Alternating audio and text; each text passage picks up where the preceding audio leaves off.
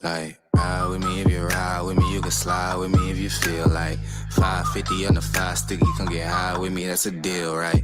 Ride with me if you ride with me, you can slide with me if you feel like 550 on the 5 sticky, come get high with me, that's a deal, right? That's a deal, right? That's a bet, right? That's a bet, right? That's a deal, right? That's a deal, right? That's a bet, right? That's a deal, right? That's a deal, right? That's a bet, right? That's a deal, right? That's a deal, right? Ayy, coming down like precipitation. I ain't never met a limitation. Hate applying my elimination. Gotta go to Google for the information. I'm a superstar, so I gotta shine. Top dollar be the bottom line. Bottom feeding niggas out of line. Turn your heart rate to a dotted line. Yeah, my zodiac probably dollar sign. Got the energy to win it, my nigga, I'm feeling great. Got a date with destiny, focusing on my fate. I don't give a fuck what you rapping, you been a fake. I'm everything that they ain't. It can't be, it won't be. Wanna see me fall, I can't go, I won't leave. Coming from the block with plain clothes and police. Straight up to the top with bankrolls and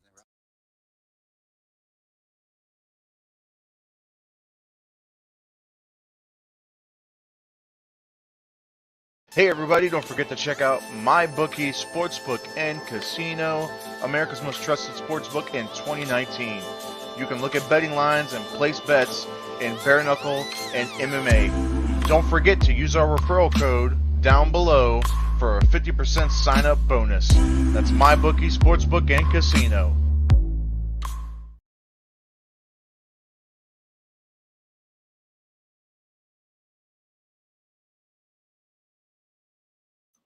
Whoa. Hey guys, what's up? We got a huge show tonight. We got Jared Cannonier on. We got David Feldman. We got Zach the Juice Juusola. I hope I'm not mispronouncing that.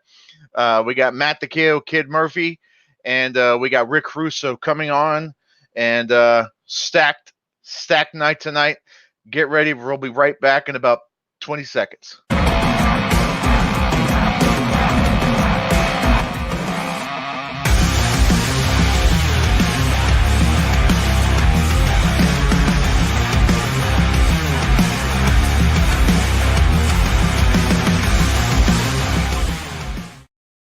Boom. Welcome back to the show, guys. We appreciate it so much wherever you are watching. Like I said, we got a stacked show. Just waiting on Mr. Cannonier to sign on here in just moments. Like I said, appreciate it so much. We are live streaming on Facebook and YouTube. And just thank you so much wherever you're at. Huge week for us. Next week, we're going to be live in Tampa covering the bare knuckle card, the BKFC 8 card down there in Tampa, the Gabriel Gonzaga, Bigfoot Silva. Pumped for that. We will be doing our show live from Tampa, probably in the Fighter Hotel, hopefully. Fingers crossed. So hopefully we'll have some cool guests just kind of stopping in and out. Can't wait for that. Like I said, just absolutely excited. It's been absolutely amazing just last few weeks.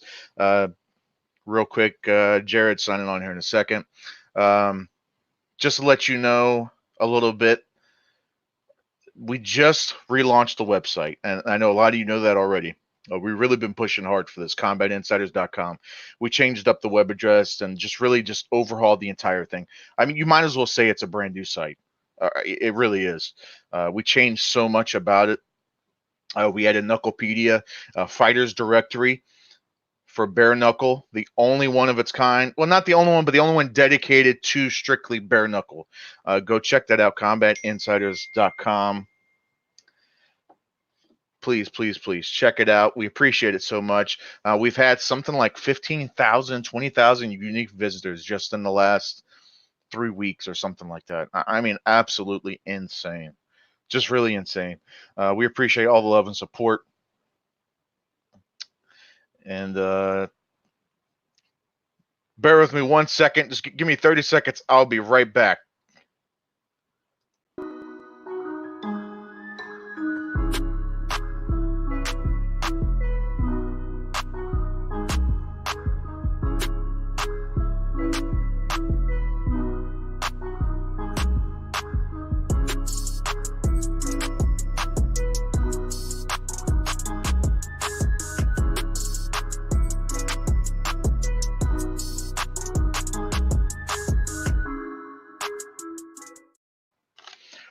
Boom. All right, we're just having a little bit of technical difficulties here. No worries. Guys, wherever you're tuning in from, like I said, we appreciate it so much. We got Jared Cannonier. We're just trying to work out some kinks here and have him on. We got David Feldman. He's going to be popping in at about 8 o'clock, 8:05. He is the owner of BKFC. And please, too, get questions ready. You know, if you want to ask, yes. If you want to ask questions to these guys, I can read the chat. I can read it off to them. They can see it when I bring it up on the screen. So please, you have questions for these guys, feel free. I will, I'll read them if they're, decent questions and nothing stupid, right? Nothing crazy. Yes. Sorry, guys. This is live. What can I tell you? This is live. Give me 1 second. We're just trying to work this out. What's up, Frank? How's it going, man? There he is. All right. Guys, we got it worked out. We got the technical difficulties worked out. We're going to bring him in. Mr. Jared Cannonier. The man you've been waiting for. Boom. Mr. Cannonier, what's up, man? I'm doing good, man. How you been? Hey, I've been good. Can you hear it? See us okay? Yep. Awesome. This is like a new format. We've been doing this for probably the last month and a half. Kind of switched it up from Skype, so okay. It seems to be working better for us. A lot of people like it. But anyway, man, like I said, it's been a while. Last time we talked to you was, oh God, was right before the Anderson Silva fight. Was when we talked to you last, and here we are. You just fought, and you just fought uh, Jack Romanson. I mean, Yeah. walk us through that fight, man. What were you thinking leading up to that fight, and I guess walk us through the the eventual finish of it. Lead up to the fight, I felt good. I had a really good camp. Um, it was my first camp with the new coaching, with our new system. We had some changes that happened at the lab. So, working with Rob, our new striking coach, and just in the lab, man, mixing chemicals and finding out what works, what doesn't work, what works, Yeah, how good something works, and stuff like that. So it was a really good camp. Uh, I learned. I think I learned a lot. I think I've improved a lot as far as my MMA career goes. Let alone being well prepared for that fight in itself. But I'm going to take a lot away from that camp going forward. And the fight week was nice. Denmark was really nice. Um, Everything was just working perfectly. A few hiccups here and there. yeah. Um, a few mishaps, but nothing major. Everything was going well, and it all came together fight night, and had a great performance. Yeah. Before and after the fight, everything was just great. So it was a successful business trip. 100%, man. Was there anything that he did that maybe surprised you? Was there anything that maybe you thought he was going to do more of or less of? Or He suplexed me. yeah, uh, I saw but that. other but other than that, no. He did exactly what I thought he was going to do. Come out and try to take the fight to me, and put me away as fast as possible. And Yeah. I know was going to have that. So here we are. Yeah, no doubt, man. I mean, and I know you don't like to. I know you're a humble guy, but I mean, like, how many fights you think you have? How close do you think you are to the title shot? Because, in my opinion, I mean, there's only a few guys in front of you, right? There's there's Paulo, there's Joel, there's Whitaker who just lost the belt, there's Kelvin. I mean, obviously Israel up top, but I mean, there's only a few guys I think that are in that ballpark with you. How many fights you think do you have to get that title shot? I would say maybe one. Hopefully, just one. If I have to have one more fight before, I'd rather have a title shot next. But I guess that's asking for a lot right now. So I want that next fight. That fight's gonna get me there. So Whitaker, Romero, um, those two fights I think would definitely get me closer to a title fight. So either of those. Did you watch? I mean, I assume you did because you're pretty involved. Did you watch the Whitaker Adesanya fight? What did you I think? should. It was a good fight.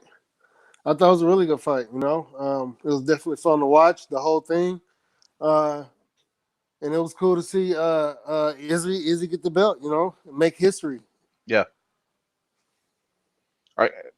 I mean, this could be a guy that you could share the octagon with. I mean, how impressed, or I mean, were you impressed with him? Is there anything that Izzy does that is like, wow, this guy is awesome, or because I know I tell you what, when we talk to you, something that it just sticks in my brain when I talk to you about Anderson Silva.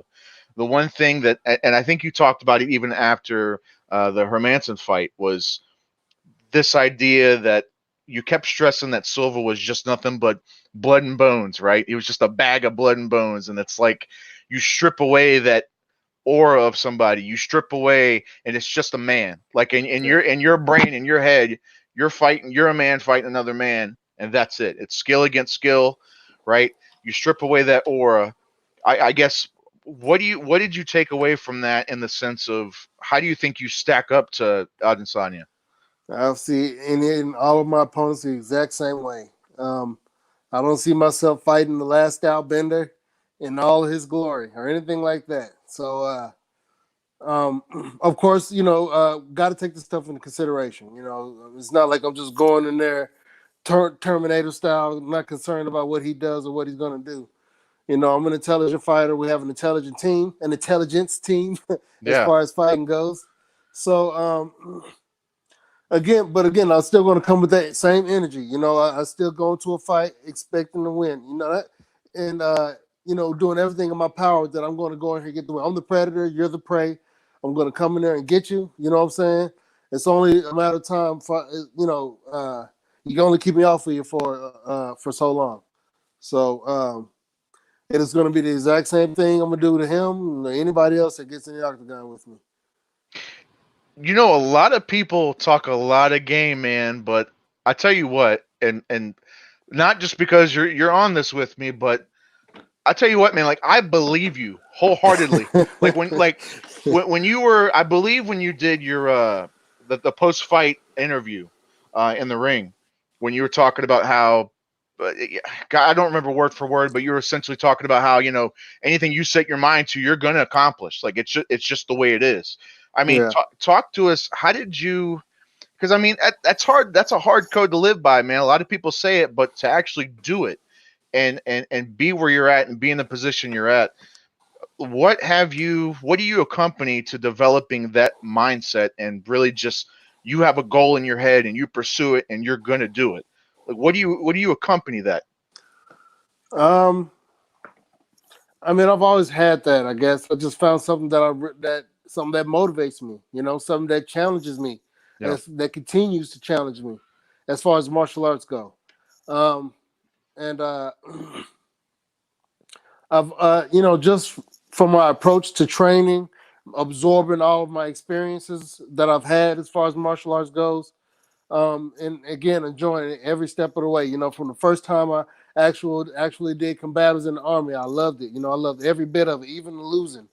I loved every bit of it. So it's something that's been in me the whole time. It's always been there. I've always had it. I just needed a way to express it, and I can express it very easily and efficiently, and Yeah. through martial arts. Um, I guess, yeah, that's about it. I guess.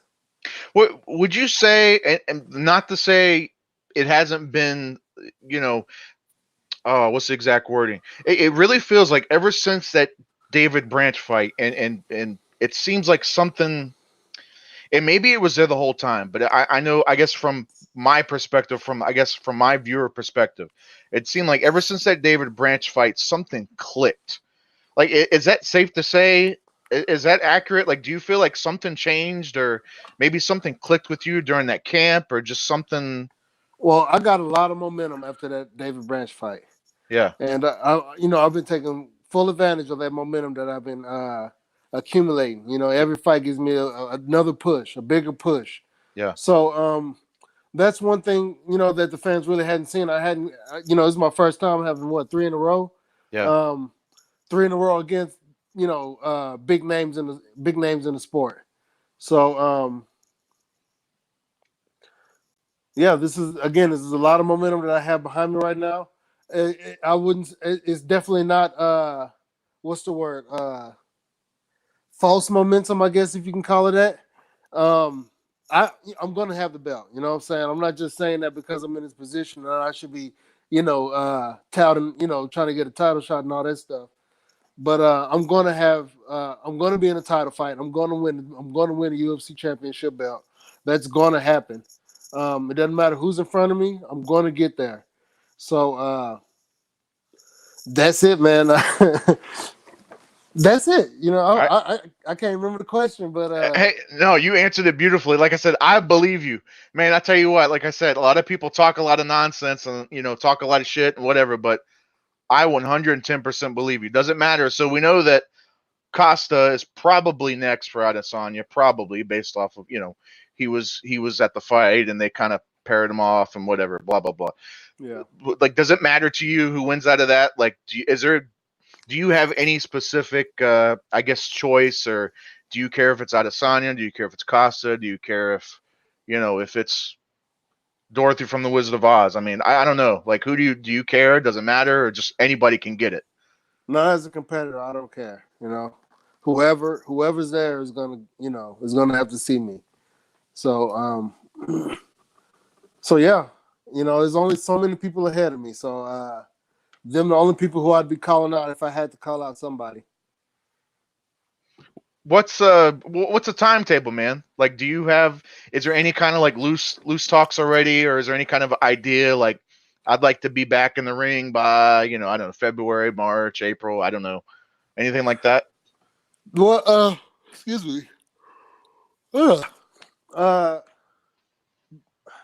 I think early 2020 will make more sense. Um, Especially if I want to get one of those uh, uh, was it like a contender fight or something like that? Yeah. So I hear Whitaker is talking about being trying to get a fight around that time frame. So that would be a good matchup I'd like to make. But yeah, I think that'd be more realistic in my regard too. So it gives me a few weeks to recover from a rib injury I sustained in my fight. So and then get back to the train for the rest of 2019, get a fight and fight 2020 early, maybe February or March. All right, we're looking forward to it, man. And real quick, an interesting fact that not a lot of people know about the killer gorilla. And go. What's a random interesting fact that not a lot of people would know?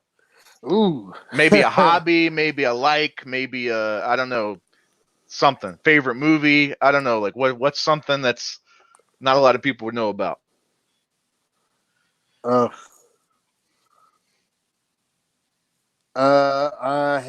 I don't know. I don't even want to say shit. Go ahead, say it, man. Say it. Do it. Don't be shy. Don't be shy, man. I don't know. You guys know about my stones. Everybody been asking me about that. I guess you could say I'm into esoteric sciences and Okay. stuff like that. So Talk about it. Like I mean, I've heard of it, but I mean, what exactly does that entail? I guess African spiritual sciences, sacred sciences, stuff like that. Is that like crystal skull stuff kind of thing, or like that I kind of wouldn't say thing, or that. No, okay, I don't have any crystal skulls or anything okay, like that. all right, I've like energy work. I call it energy working, thinking more along the lines of how everything is energy. You know what I'm saying? Not energy work, but just thinking more along the lines of how everything is energy, how I relate to it, how it relates to me. like More, chakras and things like that, or like yeah, sort of that kind of kind like of. that. Yeah, Okay, those things are involved in it, but having more of a mindset of oneness as opposed to an individualistic mindset. um, you sound like a what guy who else? does like you do a lot of reading on this stuff. Yeah, I do. Because like it sounds like I said, it sounds like that all kind of connects to that philosophy that you have, that mindset of, like I said, setting your mind to it and accomplishing it. Like who do you read, man? Like what's something that you maybe recommend for people to pick up that might help them on their journey, whatever it is? What's a good book that everybody can read? I have to go look at my thing, but right now I'm reading Meru Netter. Meru Okay. Netter is the name of it. It's by Amun Ra something. I can't remember. Oh, I can't remember his name too either. But it's a really good book. It's more of talks about spiritual evolution and how the world today is spiritually stagnant, Yeah. if you will. So Yeah. that's one thing I've been reading recently.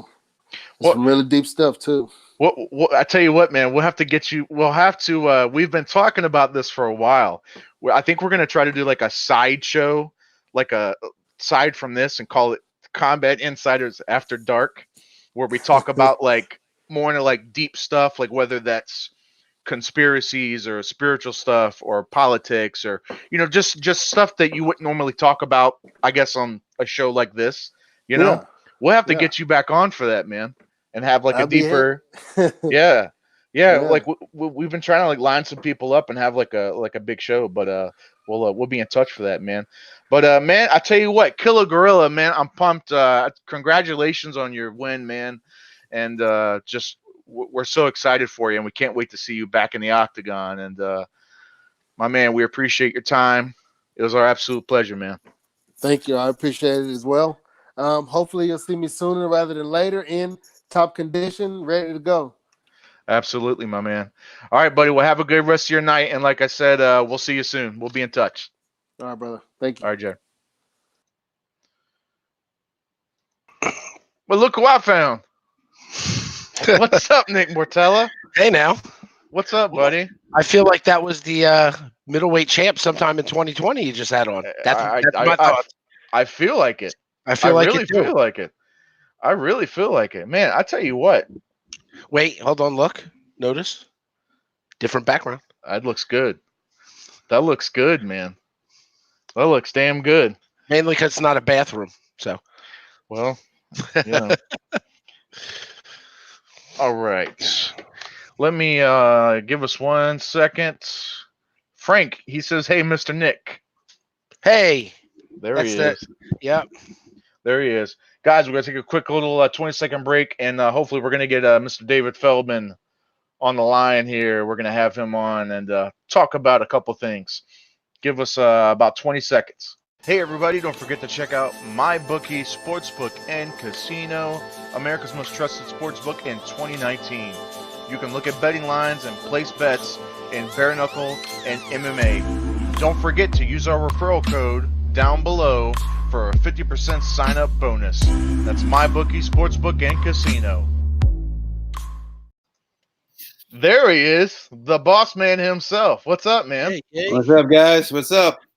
Hey, we're just doing our thing, man. So you got that beautiful hat on, Nick.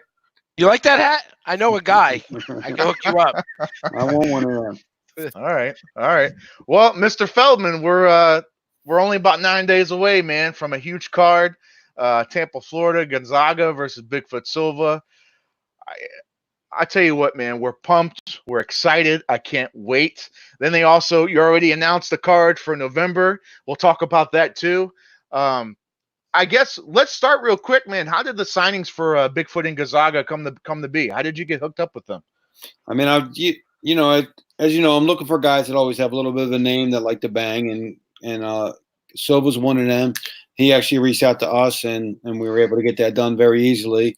And then I was saying, well, who do I put him in with? Who do I put him in with that makes sense? And I went through a list of guys, and I came out with Gonzaga, and he worked. He turned it down at first, to be honest with you. He just said, "I'm not sure if this is for me."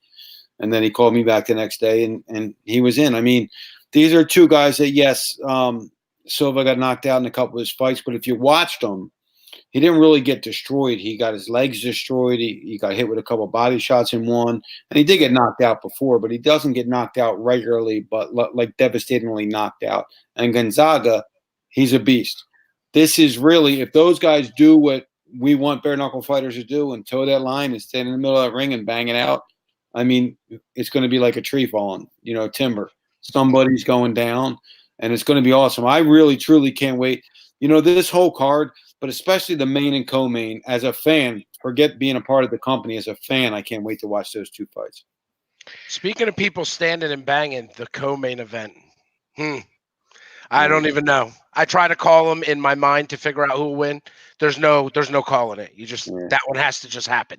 I mean, oof. Well, Jim Allers is one of the two guys that actually, Reggie Barnett did it in the first fight, that really took advantage of toeing the line and jumping off that line with Leonard Garcia. As soon as the referee said knuckle up, bang, he jumped off and he cracked him. And, what I always said is we designed that. And I said, whoever takes advantage of that wins, because whoever, gets the first shot in, a good shot in, usually is going to control the tempo of the fight and then come out victorious. And he did, man. He looked sensational. I mean, this jiu-jitsu guy, Jim Allers, is now the bare knuckle beast. 2 fights, not even 2 minutes long, just devastating. He's devastating guy. And what a nice guy he is, too. We actually went down there and visited him. We did a little piece with him. Just a good dude. But what I said is, and Julian Lane, he got knocked out by Leonard Garcia, who Jim Allers knocked out. But you can't do that in fighting. This guy knocked that guy out, so this guy's going to do that. Yeah, fight math doesn't work. Yeah, they both got caught and stuff happens. And what I did see in Julia's mental makeup right now is that he's very dedicated right now, and he's fighting for something. He's like, he's got to support it. He doesn't have a job. This is his job. His job is to fight. His job is to beat people up if he can, and that's his job. And he's getting paid to do that. And he knows that if he wins, I just signed a 3-fight deal with him. If he wins, what's going to happen in the future? Same thing I'm going to do with Jim Allers. If he wins, the next fight is very, very lucrative for him. So these guys are going to really go in there and give it them all, give it their all and really bang it out. I mean, who knows, really? Who knows? I have no idea. I do know, and I say this, and it sounds cliche, but the fans win on this one again. This is a great matchup. Well, we were talking about this. I mean, probably bring it up at least once a week where we talk about that fight. And we, again, this is probably cliche too, and I sound like a broken record, but we don't know who's going to win. I say this. This is what I say. We know what Jim Ellers is going to do. He's going to go in and try to knock his head off. Okay. But on the flip side, Julian Lane's going to press forward too. He presses the action and comes forward. The one thing that we haven't seen is Jim Ellers. We haven't seen him tested yet. We haven't seen him really get hurt. We haven't seen anything. We haven't seen him, we don't know what's going to happen. What if Julian Lane makes it out of the first round? I don't know. What if Julian Lane imposes some damage on him and puts, Jim Ellers in a tight spot? I don't know. What if Jim Ellers just... Julian Lane's a tough dude, man, and he could punch. He can punch, but I mean, it's hard to compete with a guy whose confidence is sky high right now. It's hard to compete with that. When you think you can't get beat, that's half the battle right there. And, I'd have to say Jim Allers wins that part of it. But like I said, Julian is fighting for something. Talking to him in these conversations, he's like, man, this is for my family now. This is different. And I'm training. He's in training camp. So, again, it's just a great fight for Bare Knuckle Fighting Championship. It's a great fight for the fans.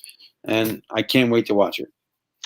There's a bunch of fights on there, though. One that really, really, really interests me, especially after seeing them interview, was Reggie Pena and Lorenzo Hunt. Like, they definitely dislike each other. It's not like we're doing it for the cameras. I've talked to Reggie. I've talked to both of them, actually.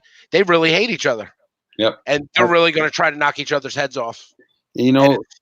Every one of these fights that's really matched is that these guys are coming out. They have something to prove. Reggie Pena is a veteran. He's been around for a while, and he says, this is what I want to do. And Lorenzo Hunt always did bang. He always banged, and he wasn't very good on the ground. And he said, this is unbelievable. Like, this is what I've been waiting for, this opportunity. So, look, a lot of guys talk too. So let's make sure that he's going to back it up, and let's make sure Reggie's going to back it up, and let's see what they're going to do. But we're going to find out in 9-10 days from now. We're going to find out. But I know all these fights are matched very, very evenly. I don't think anyone is really overmatched on this card at all. And so, hopefully we get these fireworks again, because that's what this sport's about, and that's what this company's about. Is there any updates on? Well, I don't want to talk about that, but is there any updates for titles for the different divisions, like in the future? Like, are we going to see more titles? I said when we started this that we were going to create champions through the tournament and everything. But, I mean, I want to do that with most weight divisions. But now you got a guy like Artem Lobov. You got Jim Allers in there. You got Leonard Garcia, who got knocked out, but he won a great knockout. You got Julian Lane. You got Jason Knight. You got Tom Shelf. You got all these guys that I think I could probably do something with without creating a whole new tournament now. And we'll see what happens. I mean, I'd love to – I don't just want to put a crown on this fight coming up on November fight, because, I mean, Jason fought his butt off, and a lot of people thought he won, and a lot of people thought Artem won, but he did lose. So I can't really have him come back as an 0-1 in bare knuckle right now and fight for the championship. It just doesn't really make sense for what we're doing, although he truly deserves it. So we're going to come up with something very, very soon with that, and we're going to start knocking out more of these champions. The problem is we're so new. We're so limited in fighters. We only have about 220 fighters on our roster right now. When we get up to 500 fighters, 1,000 fighters, it's going to be easy. We create these champions, and then we have guys that are lined up that they can defend against. But like Johnny Bedford, for instance, he just won the championship. Who does he defend against? I have some guys that are fighting for the first time with us now that want to fight him, but Is that fair? They've never fought bare knuckle before. Former world boxing champion, former one guy that's fighting on this card, Dat Nguyen, wanted it. He's 22-2 or 22-3 or something like that as a professional boxer. But I have to do what's fair for the sport and what's fair for these guys. So, Johnny is actually now, I'll find out tomorrow, but I think he's going to move up in weight to 145 for the Biloxi card and fight a legend.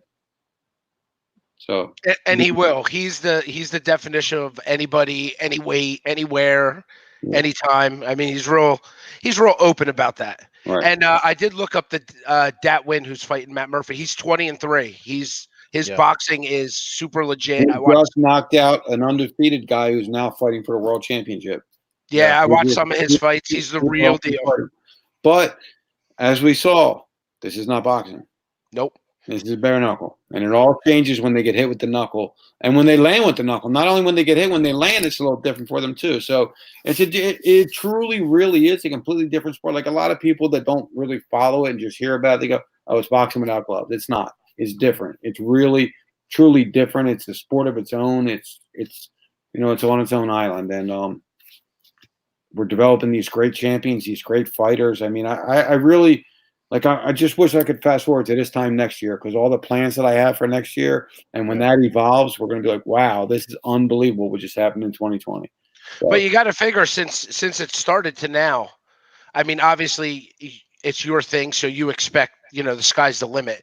But on a business standpoint, you have to be light years ahead of where other businesses are at this time. Yeah, it started off and just. Yeah, absolutely, Nick. We let's leave finance out of it. Just completely take finance out of it for right now. We're probably 3 years ahead of schedule where I thought we would be as far as acceptance from combat sports fans, as far as notoriety. Like the media is writing about us all the time. We're everywhere. We're in the same sentence as UFC, as Bellator, as PBC. We're in the same sentence as those guys now. In 15 months in business. It's amazing. It's really, really amazing. And it's funny because I put a post up this morning on my Facebook and just thanking everybody that helped me, because I was sitting there this morning and I was like, holy shit, man, 16 months and we're here. And I put the post up. Thank you for everybody that, helped me in this journey and that followed this crazy dream. Because when I said I'm going to make bare knuckle boxing a legitimate sport, and everybody's going to watch it, and everybody, including my closest people that still did support me, were going, yeah, okay, buddy, okay. And after like the 15th or 16th state, I came home to my son, or I came home to my fiance, and I'm like, yeah, they turned us down again, but I'm going to make it happen. Okay, but it happened, man. And where we are right now, it's really, truly unbelievable. But we're happy. We're really happy. I mean, this past week has been incredible for the company. A signing of Hector Lombard, and if you want me to talk about it, the rematch of the epic battle, the fight of the year, maybe one of the fights in a decade, maybe one of the best fights that were ever witnessed, really, truly, is coming back. And, they're going to do it again on November 16th. We made that announcement, and that announcement was, we got more traction on that announcement than we did on any other announcement we've ever made so far in the history of Bare Knuckle Fighting Championship. So we're super happy and really looking forward to that fight. I mean, the only thing is, does it live up to last fight? And I say yes.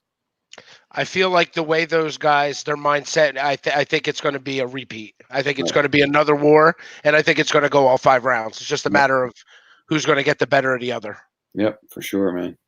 And I will, let me tag on to kind of what you were saying as far as the success of your company. Like, what do you attribute to that, man? Like, what do you attribute to the success of it? Like this, getting all this steam. Don't give away secrets.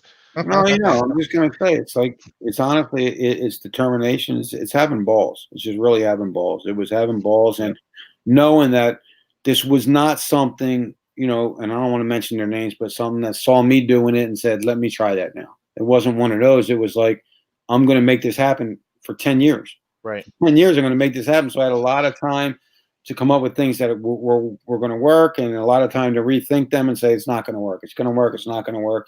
And I think the design of everything we did, it's working. But I took it as far as I could take it right now myself personally. And that's why I just recently brought in a team. We just hired 8 more full-time employees, like 16 part-time employees. We're really doing it because we saw the sustainability of us, and our team, our partners in this said, look, this is going to happen. Let's do this, and we're backing you in everything that you want to do. And now it's like just such a big relief because really, truly, although I had a great team behind me that was helping me part-time along the way as much as they could, I was the only full-time employee for 16 months of this company, the only real full-time employee. So we got it as far as I could take it, and now I'm just like it's like I hit the jackpot, not because we went any further yet, but because I can say, hey, my man, you do this and you do that, and I don't have to do it all. And it's unbelievable because now, as you can see what's happening, I can focus on these big names and these big signings. That's what I can focus on. That's what I'm good at, and that's what's happening right now. It's amazing. It's truly, truly amazing. But, I wouldn't have been there without everybody that really believed in us, man, like my son, my guy Rob, my investors, my fiance, my family, guys like you who right from the beginning were like, let's jump on this. A couple other reporters that right from the beginning, a lot of other reporters obviously jumped on the bandwagon. But it's amazing. It's really, truly amazing to where we are right now. And when I say it, I'm not saying it in a cocky manner at all, but we didn't even get started yet. 100%, man. 100%. Well, speaking of big signings, I'm going to press you just a little bit because you're on here. Vanderlei Silva, when can we expect him to toe the line? Vanderlei Silva is not actually signed. The contract is not signed. We're talking. He's got an offer out there, and hopefully we can consummate that deal on when he's here next week in Tampa. But he wants this. He wants to fight Vitor Belfort, and we're seeing what we can do to make that happen. There's some really big names. One I just talked to tonight, I'm not going to mention yet because we don't have the deal done. But guys that are like I say this sometimes to you guys, even like you're going to say, "Oh wow, they got that guy," but I'm even going, "Oh wow!" Like I met a couple of these guys, and I'm sitting at dinner with them, and I'm looking across, and I'm like, "I'm at dinner with this dude right now," and he asked for the dinner, and he wants to fight for me. Like it's unbelievable right now. We're happy. We're humbled, and these names are all going to start coming now. They're all going to start coming because we're gaining acceptance now. We're gaining the acceptance, and we're gaining the sustainability. The people know we're not a one-trick pony. We're not a one-hit wonder. We're not going to flop. We're not just going to go anywhere. Look, who knows if this is around for 10 years or not? We're all going to see, right? We're going to see as it rolls out. But we're not going anywhere anytime soon. 8 shows in, and the steam is building. So that's a indicator of things to come. What's your loose plans, man, for next year? Just out of curiosity, like how many shows are you thinking about? Or what is the plan for how many shows you want to do next year? The plan is we're guaranteed doing a minimum of 11 shows, a monthly show starting in February. We would start in January, but I'm actually going to tie the knot in January. So I'm going to get married, and then we're going to move on to February and start a monthly series. And then maybe we're going to pop one or two big ones in the middle of that. So I would say anywhere between 11 and 15 shows for 2020, minimum of 11 and maximum of 15, 20 shows. Who knows?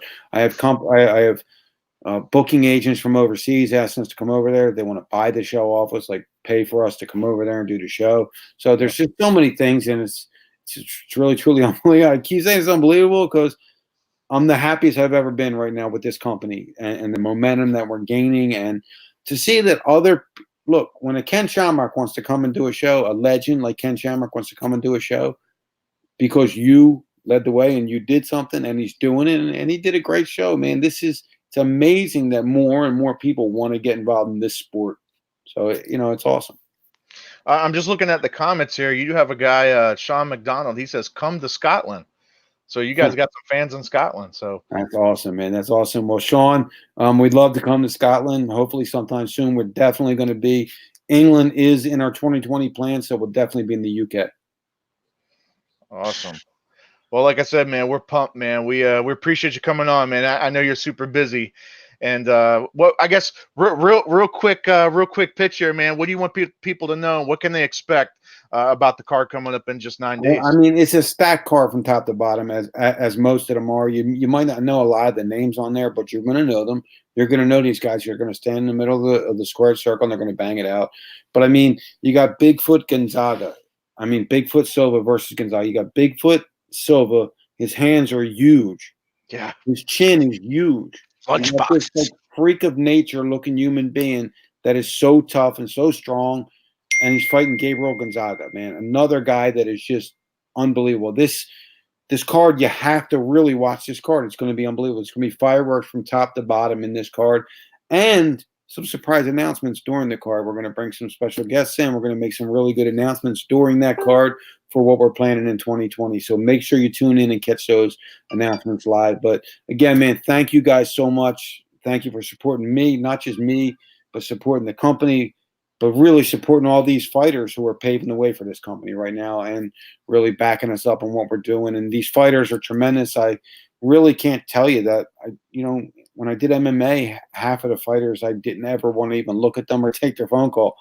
I like every one of my fighters. They're really all cool guys because I think they're just a little bit of a different breed here. They're a little bit of it, they have something different in them. And I love all these guys, man. They're really great guys. They're helping us get somewhere. We're helping them get somewhere. And as this whole thing culminates, hopefully it's very lucrative for everybody involved.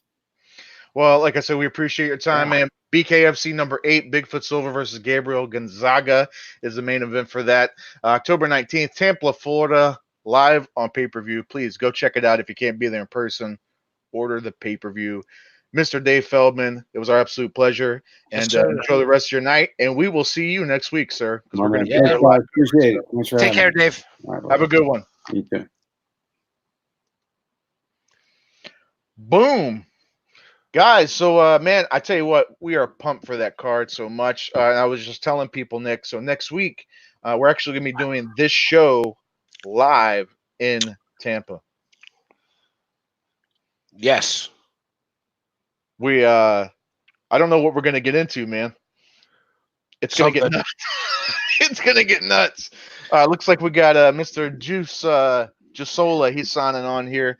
Guys, we're going to take a quick, very brief 30-second break, and when we come back, we're going to have Mr. Zach the Juusola in about 30 seconds. We'll be right back. Boom.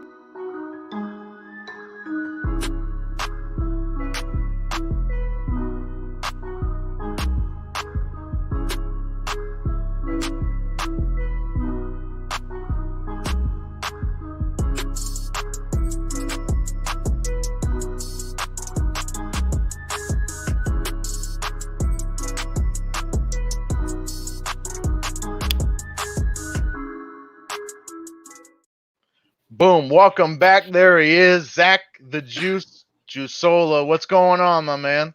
What's up, player? How you guys doing? We're good. Hey, We're making sure you guys can hear me clear. I got the headphones in. Yeah, you're good. We hear you good, man. So, my man, BKFC 8, right around the corner, 9 days away. Fred Pierce. Ready to go. Ready to go, baby. Tell us, man. Tell us, how's training going? How's the transition? Tell us all about it. Transition's going to be nothing for me, but the training camp's been pretty amazing, man. Being a 6'1" southpaw, and before I was a collegiate wrestler before this, and I'm a high-level striker, so it's been really hard for me to get camps. Actually, it's really hard for me to go out of town and somebody to go face a guy that was ranked in the junior college polls in wrestling and is a slick, tall southpaw with snappy punches, good footwork, good defense, and angles. So it's pretty cool to get noticed to have a full camp, I was actually supposed to be on a few of these shows before. Me and David were talking. There was talks of me a while back to actually fight Isaac Valley Flag. Maybe they didn't want me to fight him. I didn't have a big enough name yet, and they didn't want me to go knocking him off real quick. Maybe they're looking at my footage and stuff. So I'm just excited to get my foot in there and go show everybody what I can do. Well, what intrigued you specifically about Bare Knuckle, man? Man, well, the platform, obviously, the views, how it's growing, spreading like wildfire, all that good stuff. But what kind of pushed me to there was 2 of my last 3 fights in MMA. I lost hometown split decisions that I thought I won and 90% of the crowd thought I won. And I was right on the brink of like Contender Series, Bellator, PFL, all that. And then, man, it's just kind of discouraging to like think maybe I got to go grind, try to fucking beg for fights. And sorry for the cussing, but grind, trying to go beg. Ryan trying to go beg for fights and then maybe win 2, sit around. Hopefully I get on the Contender Series, I have Ray Cepho. He's one of my coaches at the gym. He owns the PFL. Like all the pieces of the puzzle were there, but just those hometown split decision losses, both ended up being in California. This just led the path. It was right there. Seemed like a easy answer. I always ask, especially with debuts, why was there any reserve when they came to you like, hey, let's throw down without gloves, or you're like, I'm in right away, immediately? I always like to see what makes guys tick that are just like, hell yeah, let's do it. For me, I've never met too many people that could strike with me on the feet in MMA. Like, I've been fighting for a long time. Like, I was Conor McGregor's primary sparring partner for the second Nate Diaz fight. I've trained with everybody. I mean, I'm doing hard rounds with 70ers and 85ers in the UFC on Saturday at Extreme Couture, and I'm doing good, getting the better rounds. Not going to name drop, nothing like that. But I got the skill level. I got the set. I just don't got the exposure yet. So here's the stage. Like, I'm a slick southpaw with the Philly shell style, man. I got a little Pernell Whitaker-ish, Muhammad Ali-ish style. So I'm just ready to go in there and transition. I know how to snap my shots. I don't push through my shots. I know how to snap them, flick, open-handed them, close them at the end, footwork, moving. So, man, it's exciting. You know, I've been working with Dewey Cooper out here. He's a ex-boxer, kickboxer. He's worked with people that have fought Manny Pacquiao. He's working with top UFC fighters. One of my best friends is Yoel Casamayor, 4-time world champ from Cuba, 92 gold medalist. He actually taught me rhythm and timing, which only a Cuban can teach you, you know. Like, I used to be a stiff wrestler. You look at my progression over the years, like, I came a long ways. So everything is just kind of came into place, you know. Like, before, when I was trying to get on these shows, I was kind of rushing it. Like, I was trying to go fight Valley Flag. I was trying to call Elvin Brito. Just like, guys, I was just trying to get any fights I could get, you know. But now Dave hit me up. I was supposed to be in some other thing going on, fighting somebody else, but they hit me up, told me they got me Fred Pierce, and I was in right away. Didn't matter who the name was on the other end, did it? Nah. And BKFC, so BKFC is still growing. A lot of guys, I feel like maybe not in their prime, maybe not top tier level guys. I don't feel like most guys are even training with the competition that I'm training with alone, like, and competing and winning rounds and doing that. I'm still a top tier fighter. Just bad course of action, couple injuries, couple of bad decisions, you know. Path could have went a little different. I could be in the UFC top 5, top 10 in the world right now. So it's just where I'm at now, but I'm ready to go.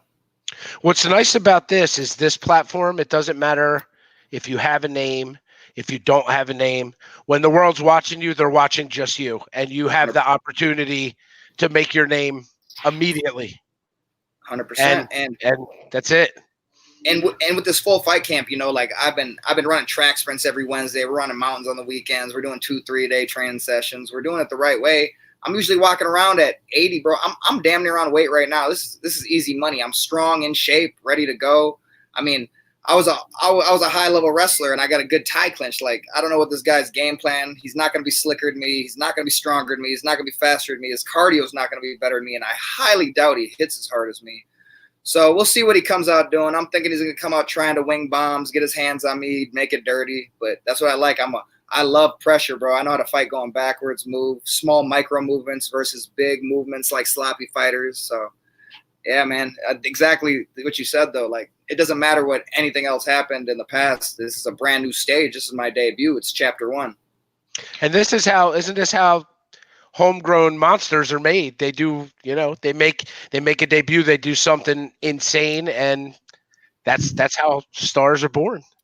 100%. That's how it goes. And, you know, like, so here's the thing. Most of the people in the MMA community kind of know who I am. Like I've been to gyms. People know me. Like, I fought for RFA title. Like, I've been there. But now it's time for me to grow my fan base. It's time for me to go get that exposure. It's time for me to go get that highlight, because these shows, like what the last show did, 1.1 million or something the night of or something like that. Like, it's time for me to go put somebody down, be smooth, be pretty, and let the rest do itself. I want to know, where did the nickname come from? Why do we call you the Juice? I mean, honestly, like, so I used to be a slick wrestler, and it's with my last name, but it stuck with me since high school, man. Okay. Maybe even a little bit before that. Like, my wrestling coach named me, my wrestling coach, Jeff Wickern, one of the best wrestling coaches I've ever met. Like, I've had top coaches my whole life for everything. Jeff Wickern's coached numerous national champions, everything, up in Minnesota. He's still coaching a top-tier program up there.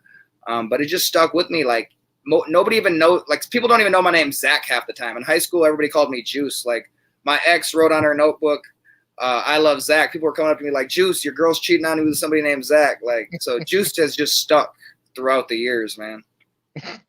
You can't get rid of it at that point. You might as well just run with it. Just stuck Yeah, with man. it. What do you want people to know, man? I mean, you've already kind of talked a lot, but what do you want people to know about you that maybe they haven't seen you perform before? What can they expect from you come October 19th? They can expect somebody that has complete composure, that likes to compete in the fire, that knows how to box in the middle and close ranges too. Not just like most MMA fighters, they're taught to snap at the end of their punches. So they really only know how to fight at a long range. I can box you middle ground, elbows bent, inside, in the pocket, combinations, moving, rolling, slipping. And I'm just excited to show my how adverse I am as a striker and my intelligence. Like I'm a kind of guy that can go watch something on YouTube, watch a high level striker do it, and then go perform it in the gym just by visualizing it. Like a lot of guys got it, really have to drill stuff, and they drill it for years and they don't get it. But I can see like little things, even when I'm holding mitts for people and sparring people, I can see when their necks are tense or their jaws are tense or their shoulders are tense. I can just see the smoothness in people. So I'm a very intelligent fighter. I feel like I learned something right now. I just don't know what it was, but I definitely learned something. Well, So look, man, go ahead, Nick. Go ahead. just out of curiosity, because it's an added thing, are you about the dirty boxing able to hold in the clinch and let it go in there, or is that something you were already training, or added to? My clinch has always been nice. Like even earlier in my career, I was finishing people in the tie clinch. Like I've got like elbow knockouts in the clinch, been kneeing people. Like my clinch is nice. I know how to hide, shell, find the hole, sneak in. So it's not. I have been working it. Like I've been going to Extreme Couture and working with some of the guys on dirty boxing and clinch work and stuff like that. But it's something that's already bred into my game. You know, it's pretty natural. I just did it to get comfortable, getting in there and having guys be aggressive with me and rough with me. Like I really like it when guys come at me and they're aggressive, intense, and really trying to be ferocious. I like really my thing is I like to try to be as calm as I can while I'm fighting. You know, like when guys are getting aggressive, if I can just breathe normal, like kind of probably like how like a race car driver is. Like I doubt a race car driver is holding the wheel like this for 500 laps. You know, they're probably like chilling, listening to music, stuff like that. That's my mindset when I fight. Like the calm during the storm. That's all. Calm during the storm. It's all about the snap, the looseness, loose shoulders, hands like boulders, like my old coach Greg Nelson used to stay up in Minnesota. One of the greatest coaches I've ever had, one of the best technicians I've ever known. But learn that a long time ago, man. Be loose. Your main gym is Extreme Couture. Did I read that right? That's my hometown gym. That's my home gym. I've also done a lot of work at One Kicks, another really, really good Muay Thai gym out here. One Kick Nick is the owner. I've been working with Dewey Cooper, who is an amazing coach, tremendous passion, probably the most passionate coach I've met. And also City Boxing, where they've had great fighters out of there, like guys fighting. The guy that fought Lemonchenko, some Mexican guy, I can't remember his name, a few fights ago. They got Caleb Plant in there right now. I just sparred some silver medalists from Pan Am Games a while back. I've been getting some good rounds in. I've been sparring some money team fighters over at One Kicks and stuff like that, and been having some good goes over there. His camp is making me tired listening about it. It's easy work, bro. I'm full of energy. This right here, like when I go into the gym, bro, like it's a blast. I like to spar. I like to spar with my hands down, talk a little stuff when we're sparring. But it's all good. Like I'm a good teammate. It's all in good fairness. It's just who I am. I got good energy like this all day long. You know, I don't even sleep that much at night. Like my whole life, I've slept 4 or 5 hours a night my entire life. That's how I've always been. Same with my mom and my aunt. So I'm able to get a lot done like that. I feel like people are like plants. Like everybody needs a different amount of sunlight. Everybody needs a different amount of sleep. Yeah, stuff like that. Don't worry, I'm on the 5-hour plan too. So it feels good, man. I like literally if I go to sleep at 12, I wake up at 4 or 5 o'clock tops. You know, like good to go. There's something to that. Like for real, I was actually looking at something on that because the whole for years it was thought 7 8 hours was like the ideal amount. But like you said, there really is something kind of cool to it, and kind of experiment, because some people do good at 4, 5, 6. What I was actually doing some research into it because my aunt, she was a scientist at like MIT, and she became a patent lawyer after that, and she's got the same thing going on. But Yeah. I did some research. Even the Wall Street Journal had something on it called like the sleepless elite. Like only like 3% of the population can thrive off 4 or 5 hours of sleep without coffee or anything like that. And I feel like I kind of fall into that category, and I thrive off of it. Like I do some other stuff. I do some project management stuff full time, and there's the Kickstart ready to go, man. Like if I have coffee in the morning, like stuff like that, I probably won't even like be sleeping the next day, bro. Like that whole night, like it's pretty wild. I envy you, man, because if I get less than like 7 hours of sleep, it's like I'm dead unless I get some type of energy drink in me. Well, it used to kind of stress me, bro, because everybody's like, you need to sleep more. You need to sleep more. Like people were trying to send me to sleep studies, trying to send me to doctors. Doctors were trying to prescribe me pills and stuff, but yeah, it just made me zombie-ish. Like if I ever like took something that'll slow me down years back and stuff, but it's just I like to roll, bro. I perform better with work, mental stuff, anything like that when I have a full plate. When I get lazy, I get bored, my mind wanders, and I make bad decisions. I'm from an urban environment, so I have a pretty rough upbringing. So I'm pretty happy to be out here in Vegas. I don't have any distractions. I have a pretty good life out here. I got a good girl for the first time in my life. It's pretty awesome, man. What's some words for your opponent, man?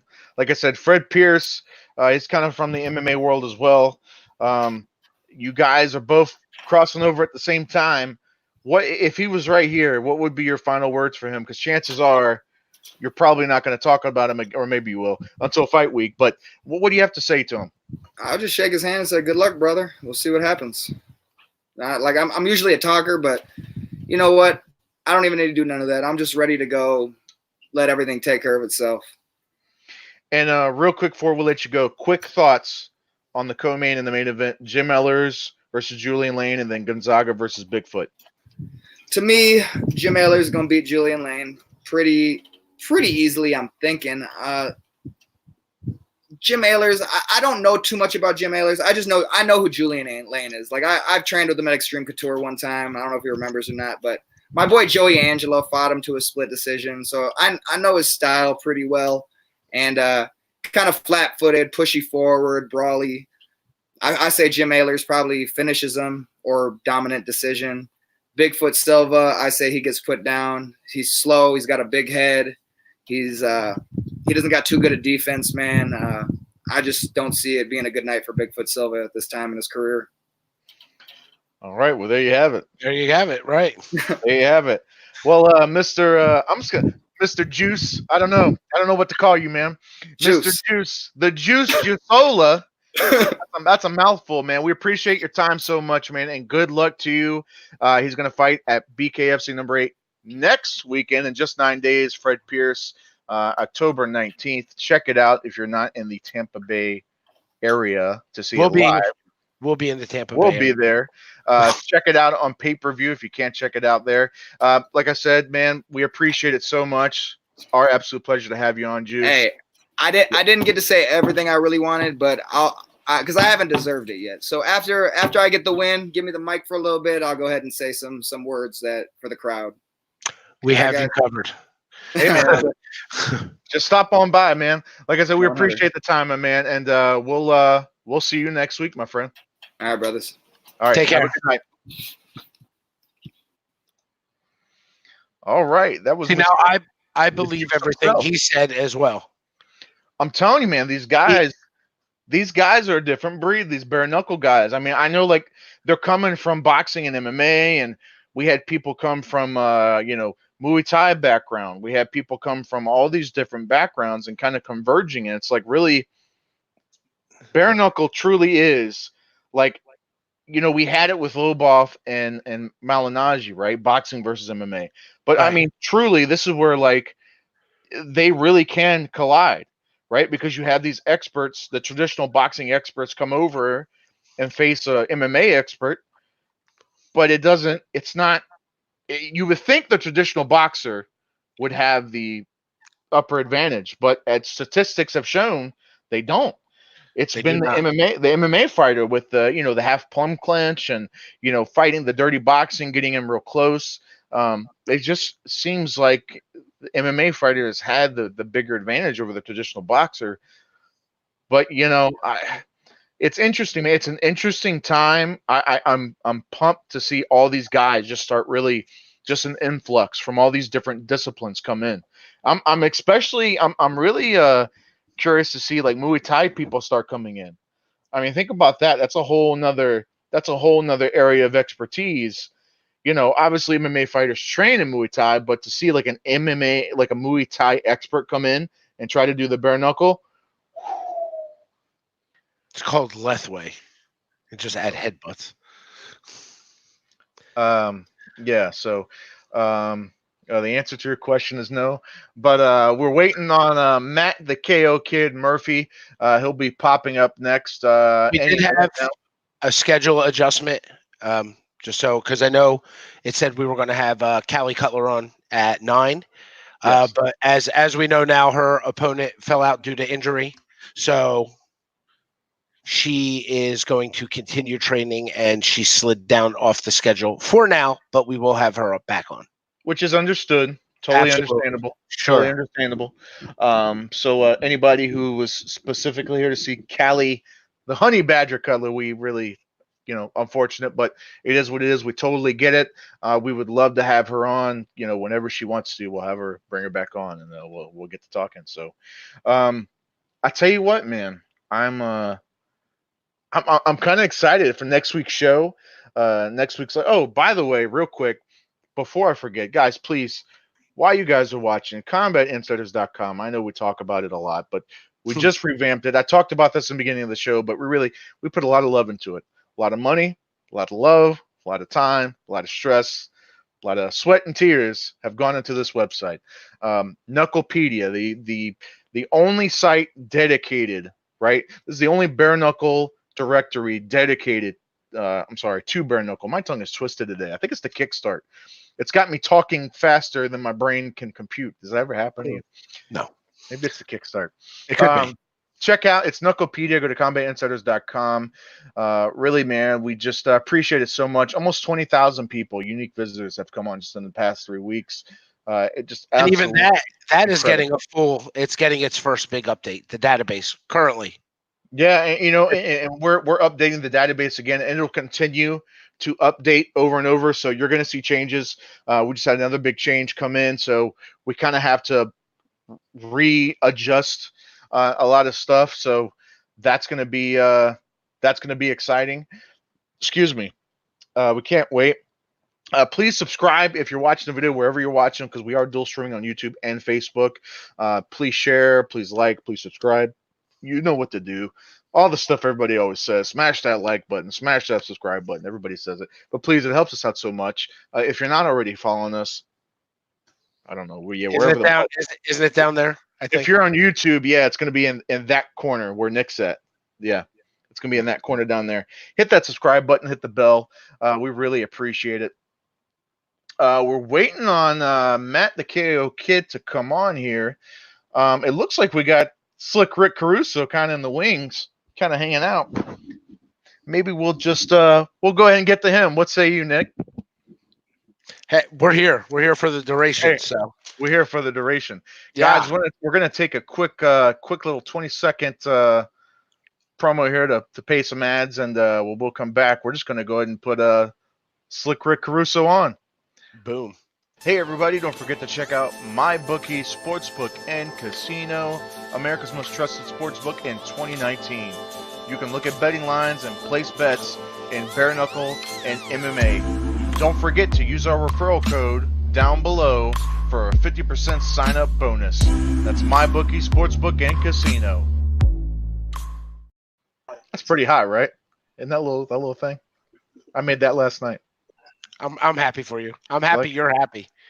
Hey, are we happy for us, right? Yes. Mr. Rick Caruso, what's going on, man? What's happening, guys? Hey, man, we appreciate your time. We appreciate you for coming on a little early, but hey, you're here. Let's go yeah. bring you on. Why not? Better. That's if right. If you're early, you're late. If you're on time, so you gotta be early. Hey, it is what it is. It is what it is. My man, we appreciate you coming on, and I guess short notice fight against Abby Velasquez after Herrera pulled out. When did you get the call for this? What's today? Today is 10th, Thursday the 10th. Saturday. Oh wow! So this past Saturday. Sunday. Yeah, I was at work on a ladder on the second story, and my phone was ringing. I checked my phone. I seen it was Shook. I knew what it was. I answered the phone. He said, "What's your weight at?" I said, "Better question. When I need to make weight?" He said, "October 19th." I said, "If I'm fighting for you, I'll be there." Wow. So I mean, it didn't. I hadn't even read my contract. I signed my contract and sent it back to Dave. I don't care what it says. My goal since BKFC 1 was to fight for him. I've been aggravating the piss out of Shook, and it's always been, you got to get this, you got to get that, and I mean, we're working on getting it, but in my area, it's hard to keep fights. So I mean, I've had 5 backouts this year. So when Shook called, I was like, I know that whoever it is isn't backing out, so let's scrap. So it didn't even matter who it was, what the notice was. You got to seize the opportunity, though. When it comes to you got to say yes. Yep. I didn't care who it was. I mean, this to me and in my eyes, this opinion is tailor made for my skill set. I mean this sport's tailor made for my skill set. So I didn't care if I was fighting Johnny or Abby or a newcomer. I just want to fight. So I'm here now. Tampa Bay. I'll be in Tampa next Thursday through Sunday, and Saturday we're gonna grace the square circle, and somebody's gonna catch these hands. What's funny is a lot of people ask about you taking the fight on short notice. That's a question you'll get, but in reality, if you look back, Abby's also fighting you on short notice. He didn't know. Oh yeah. He got a new opponent just like you got a new opponent. So yep. I think it's all even. Yeah, he'll definitely have to make some adjustments now.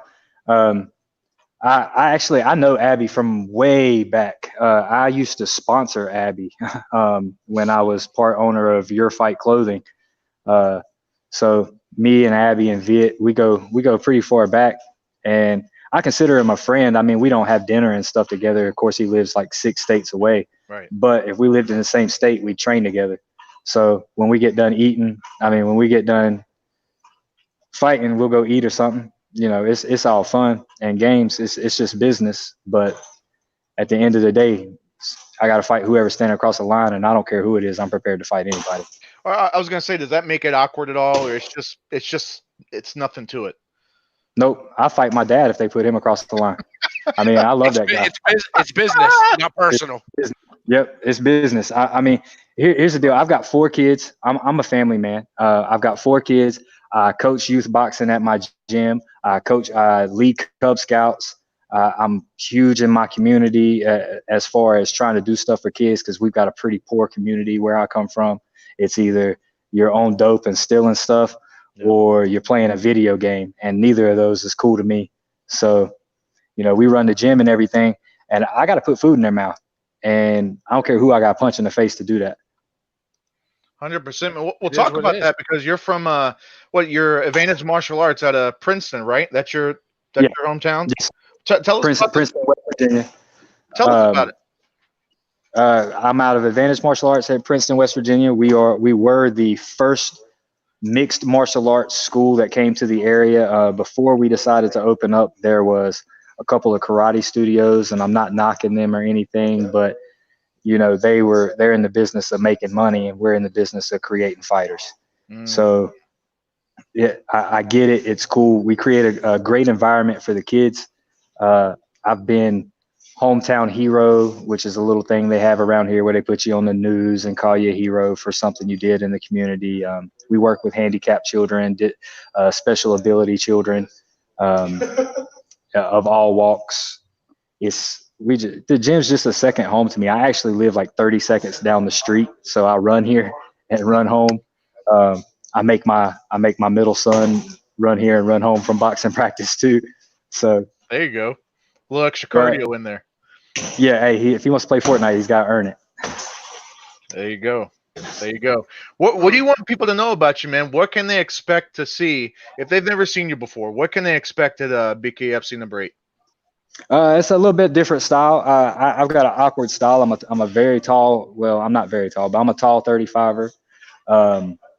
But just expect to see fireworks, man. Some good, crisp, technical bare knuckle boxing. I've been working it since March, man. I went to the first tryouts they had, and I've been just wanting this since last summer, and it's just ready. I mean, when they come there, when they see the fight, they'll remember my name afterwards, and then they'll just know what to see from then on out. We're gonna work basics and come out with a W on top. I don't care if it's out. If he wants, he's a counter puncher, and if he wants to counter punch, that's cool. He wants to stand in the middle of that circle, and we'll bang it out for 10 minutes. We can bang it out for 10 minutes. You know, either way, I'm looking to come out with the W. I'm not just going in there to. My dream's not just to make it to BKFC. I want to be the baddest in the world. So. 100%. I think it's kind of cool though. You said you went to the first tryout. You're big in the community. Don't you feel like all the stuff you've done good, that wasn't for you, right? It was for other people. You do stuff for the kids in your community. This is kind of like the repayment. You got the call after waiting. Yep. You know what I mean? I feel like the world evens out. That's exactly. I mean, that's what when they did the hometown hero interview thing, and I was on the news here. That's what I told them. There's two Ricks. There's Coach Rick, and that's the guy that's going at the community. I'm doing stuff for the church. I'm doing stuff for the Cub Scouts. I'm volunteering my time. I think I get 1 day a week that I don't volunteer my time. I don't have to do anything, but I just do it because my kids want to do it. And if they want to do it, well, if ain't nobody going to lead it, I guess I'll lead it. So that's how it goes. But then there's Slick Rick, and that's me. That's when I get to have fun and play punch face and turn a switch on. What intrigued you specifically about bare knuckle? When I first started fighting, it was a really. I was a wrestler in high school in North Carolina, and I moved to West Virginia and blah blah blah. They have a stupid contest up here. It didn't really used to be stupid. It used to be a pastime called the Rough and Rowdy Brawl. Barstool Sports bought it now, and since Barstool Sports bought it, it's trashy. I'm actually banned from the events here in West Virginia because Dave Portnoy can kiss my rear end, and I'd like to slap him. But so I'm not allowed at their events because he's afraid that something's going to happen. But I'm not stupid either. I'm not going to go to jail. But he's just very disrespectful to the community and like plays on the state and plays like we're idiots and stuff. And I mean, he's making $1 million off a fight. But anyways, some guy that worked with me at the restaurant I worked at when I first moved up here signed me up for the Rough and Rowdy thinking it'd be funny. Well, I seen my name online. And I was like, well, ain't no bitch here. So I went out and I tried it and I won it. And then I said, okay, I'm going to try some cage fighting. They had some of that in Virginia. And I tried that. And it gave me like a butterfly. Like I knew that, I mean, we're in a fist fight. Somebody's going to get hurt. But this is freaking fun, and I'm not going to jail for it. And then when they said they were coming out with bare knuckle, I was like, no way they're going to pay us to get into a bar fight with a referee. And I'm like, I want to do it. And everybody's like, oh, you're crazy. You're crazy. I'm like, no, you don't understand. I'm 31 years old, and this crap makes me feel like I'm 19 again. I want to do it. Let's go. So it's just been balls to the wall since then. And waiting on the call, I sitting around. I had I've had quite a bit of a layoff. My last fight was a little over a year ago. I was supposed to fight 3 times this year, and all 3 times the opponents backed out a week or so before. And wow, it is what it is. But now I know Abby's not backing out, so we've got us a fight. I've made it to the promotion where I wanted to be. I've got my contract, and we're going to take it to the sky. I believe him too. You know, you talk to some fighter. Yeah, so far everybody we've had on, like, you get a weird, like, you talk to some people and they say stuff, and you're like, all right, whatever. Broken record. I believe him as well. You know what I mean? Yeah. I think the new breed of fighters that are coming into bare knuckle are different. I think you guys are different. Oh, just overall. Yeah, I mean, we can't play it safe. It's like I'm going into this fight knowing there's no way to play it safe. Like I'm gonna hit him, he's gonna hit me, we're gonna bleed, we're in a fist fight. Let's beat the shit out of each other, get paid for it, and my hand's gonna be raised at the end. He's got a plan. Did you see the whole simple? It was right there. Whole plan. 100%. I like it. I'm excited. I'm excited for this fight. I'm excited for all the fights. Let's just say that. What's go ahead. I'm sorry. I didn't mean to cut you off. No, go ahead. Sorry. Go ahead. No, I was just gonna say, what words would you have for Abby if he was right here? What words would you have for him? Oh man, Abby. They're putting 2 Puerto Ricans in a square circle together. They know it's gonna be a banger, bro. Let's get the fans what they paid for, get them bonuses, and go have some sushi and some beer afterwards, homie. That sounds like a plan, man. We're going to sushi and beer with them. I'm definitely down for the sushi and beer part. Yeah, sure thing. I don't know about the punch in the face part, but I'm down for the sushi and beer part. Yeah, for sure. That's awesome, man. Well, man, I tell you what. Oh, real quick, before we let you go, thoughts on the main and the co-main. Julian Lane, Jim Ellers. Thanks, guys. Nice seeing you at the gym, man. Welcome to the family, bro. Have a good one. Sorry, guys. No, you're good. The guy at work right here, man. This guy's still working. We want to get your quick thoughts. Jim Ellers, Julian Lane, and Gonzaga, Bigfoot Silva. Who do you got? Oh man, Jim Ellers over Julian Lane. He's probably going to dispatch Julian quicker than he did Leonard, and that was kind of heartbreaking to watch the Garcia fight. I'm a huge Garcia fan. Bigfoot Gonzaga, that's a toss-up.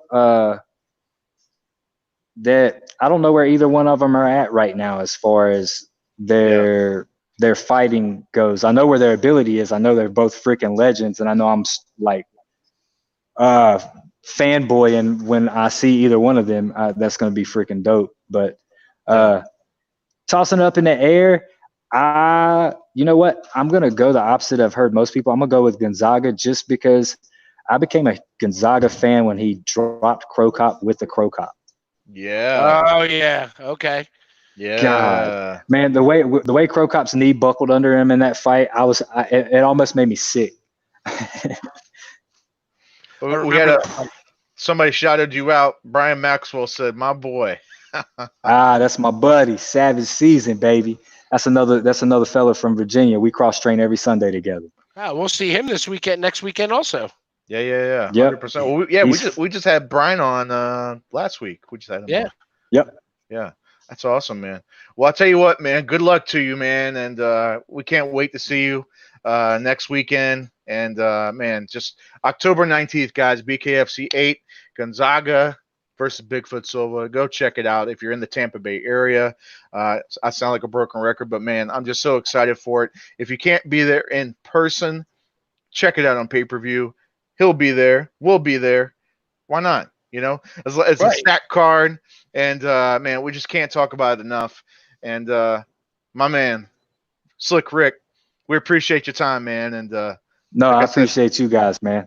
We'll definitely catch up in Florida, my friend. We will see you in Florida, my man. Have a good night, man. Yep. Have a good one, guys. Take care. He was still at work. Man, I tell you what, that dude is still working. Slick Rick, my man. Yeah, man, these guys are so cool, man. All these guys are just, like I said, there's just something special about them. It's just made you too, Brian Maxwell. You're cool too, bro. Don't worry. Casey, he's still watching. I like him too. Yeah, 100%. And you know, when we say this stuff, people think it's like we're saying it simply because, oh, well, it's, you know, you're biased towards BKFC or something like that. It's not that. Like, it's genuine. Like, these guys, there's just something different about them because we've gone to several bare knuckle shows now. We've gone to countless MMA shows, and I'm going to be honest with you. It's different. It's a different vibe. The guys, not everybody, but I would say the overall sense, I don't know, man, like the crew just seems friendlier. Everybody's cool. Like the crew, the staff, all the fighters, like everybody's just so down to earth. They're so humble. What I think it is about the fighters, and when your job, and I think I talked to our on-site correspondent Tom Schoaf about this before. Oh, yeah. When your job is to punch people in the face with no gloves on, yeah, you have to be. There's no reason to run around cocky, you know, right? Because you're going to do it, you're right? You know, I'll punch you in the face because I do it on TV. for real. So Yeah. I think I think that kind of maybe, I don't know, plays into it a little bit. You could be right. Listen, I'm sure that's it. you want to know who I want to talk about, even if he got hung up? I want to talk about Matt Murphy still. Yeah. I'm just curious because all right, so he came in, he fought Johnny Bedford, right, at BKFC 3. Yep. And I remember reading everything. There's this guy, he has no shot. And this is nothing against you, Matt, if you watch this later, but the reality is he came in as a huge underdog. He's the guy who put up the best performance against Bedford, and there's still people now that feel he won that fight. I've seen the fight. I haven't seen it recently, so I'm not going to comment, obviously, And I think that same effect, like after something like that, how do you sleep on a guy? They're like, oh, he's fighting, that wins 20-3, smoking people in boxing. Yeah. Matt Murphy has made me a believer. All right. Yeah. I'm not counting nobody out at this point. And he's the same. He's another guy that's like, their confidence like leaks out of their pores, but they're not cocky about it. Right. You could just tell. Like you talk to them and they're like, wow, that's real. Yeah. 100%, man. Well, like I said, guys, we will be in Tampa live for like the 5th time I'm plugging this, but I don't care. Are you sure we're going to be there live? I think so. I think so. I've got my bags packed and everything else. So I started to pack, actually. Bought some new equipment and everything else. Guys, like I said, we can't stress enough. Next week, Combat Insiders live on site in Tampa, Florida. Hopefully in the Fighter Hotel. Fighter Hotel. What did we call it? The Knuckle Hotel. What did we call it? We had to order for something. We called it? We called it. This is supposed to be a 35-minute live stream, and it was 4 hours. Yeah, guy. If you don't go back in our YouTube from the Paulie Artem fight, we did a stream down in the lobby, and I kid you not, I swear, like half the card and like half the staff, just people kept, hey, come on, sit down, and I mean, we had Scott Burt, we had Reggie Barnett Jr., we had Tom Schoaf, we had Sheena Starr, we had Chris Lytle, we had Stitch, the great Stitch Duran, Jeff Houston, Jason Knight.